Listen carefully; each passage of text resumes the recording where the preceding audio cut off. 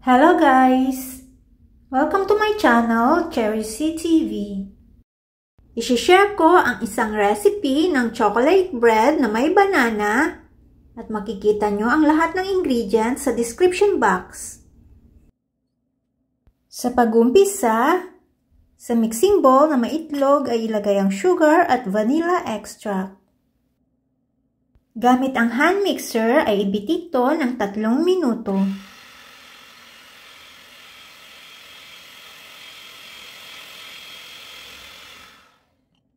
Pagkaraan ng 3 minuto ay ibuhos ang evaporated milk o pwedeng gumamit ng fresh milk. Ilagay ang melted and salted butter.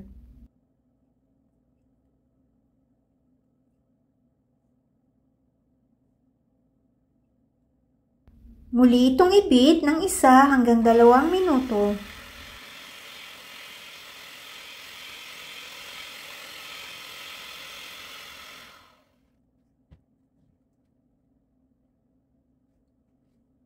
Pagkaraan ng 2 minuto ay maglagay ng konting asin. Maglagay ng wheat flour at baking powder sa strainer at salain ito.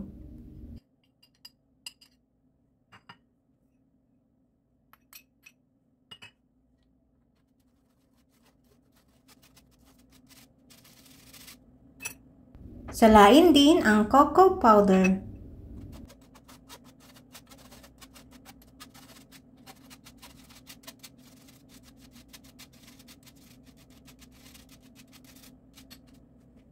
Bago gamitan ng hand mixer, ay scrape muna ang side ng mixing bowl.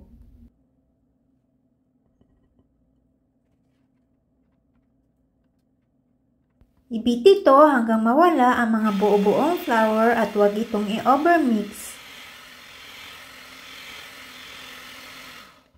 I-scrape ulit ang side ng mixing bowl bago ituloy ang pagbibit.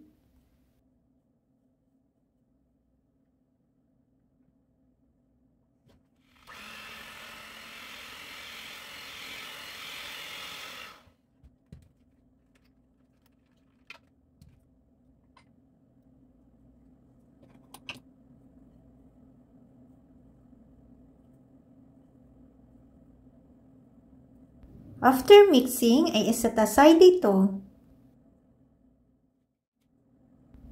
Balatan ang banana at slice ito.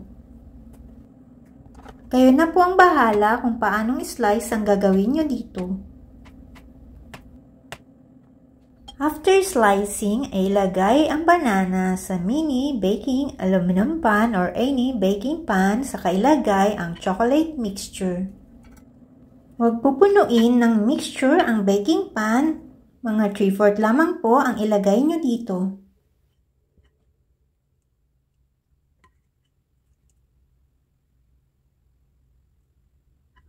Itap muna ito bago ilagay sa preheated oven, 350 degrees Fahrenheit. Bake it for 20 to 25 minutes or until toothpick inserted comes out clean. And after baking, remove from oven and set aside. Sa pan ay maglagay ng sugar, cornstarch at cocoa powder. Pag nailagay na lahat ng dry ingredients ay i-mix ito.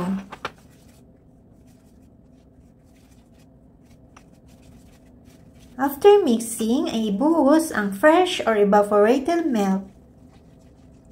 I-mix ito at i-turn on ang heat sa malakas na apoy. Habang niluluto ito ay patuloy lamang ang pagmimix hanggang matunaw ang cocoa powder. Pag natunaw na ang cocoa powder ay ilagay ang dark chocolate chips and pinch of salt.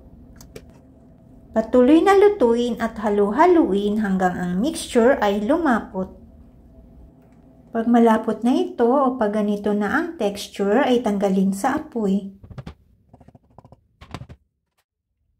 Habang mainit pa ito ay ilagay ang unsalted butter at i-melt ito.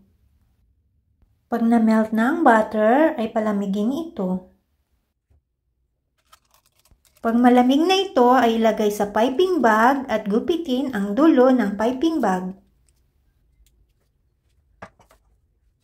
Maglagay ng konti o manipis na choco cream sa chocolate bread.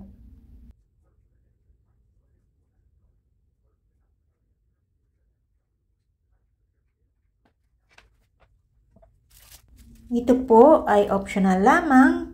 Gumamit po ako ng icing tip para magkaroon ng design sa pangalawang coating.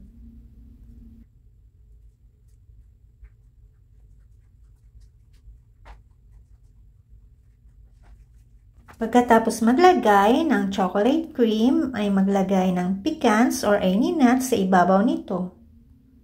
Pagkatapos maglagay ng pecans or nuts, ay pwede na itong iserve.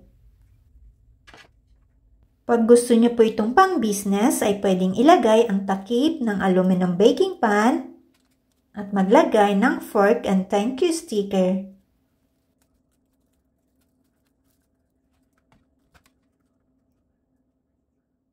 Don't worry about anything, but in all your prayers, ask God for what you need, always asking Him with a thankful heart.